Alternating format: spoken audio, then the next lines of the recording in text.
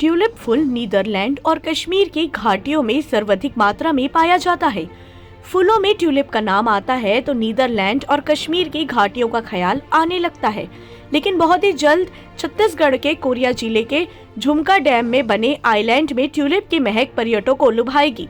वैज्ञानिकों ने अपनी रिसर्च से जिले में ट्यूलिप की एक किस्म का सफल प्रयोग कर लिया है।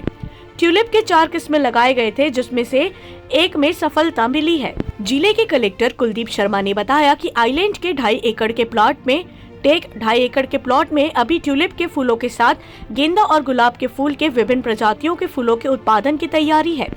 वहीं आने वाले समय में व्यावसायिक उत्पादन भी जिले के ग्रामीण इलाकों में कराया जाएगा। इससे किसानों की आय भी बढ़ेगी। आर्थिक समृद्धि के लिए परंपरागत खेती के साथ इन फूलों की खेती बेहद फायदेमंद साबित होगी।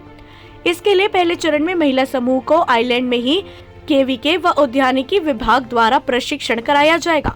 कोरिया जिला प्रशासन ने इसकी जानकारी मिलने के बाद कलेक्टर कुलदीप शर्मा की पहल पर झुमका आइलैंड में ट्यूलिप फूल उत्पादन के लिए प्रोजेक्ट तैयार किया है।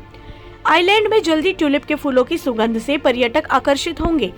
झुमका डैम के 7.5 एकड़ में आइलैंड है, जिसके 2.5 एकड़ भाग में अक्टूबर से नवंबर महीने के बीच ट्यूलिप, गेंदा समेत 20 प्रकार के फूलों की प्रजाति लगाने का प्रोजेक्ट है। आने वाले समय में यह आइलैंड फूलों से गुलजार होगा। कोरिया जिला मुख्यालय बैकुंठपुर के रेलवे स्टेशन से 5 किलोमीटर दूर पर झुमका डैम है। ये डैम एकदम समुद्र की तरह दिखता है।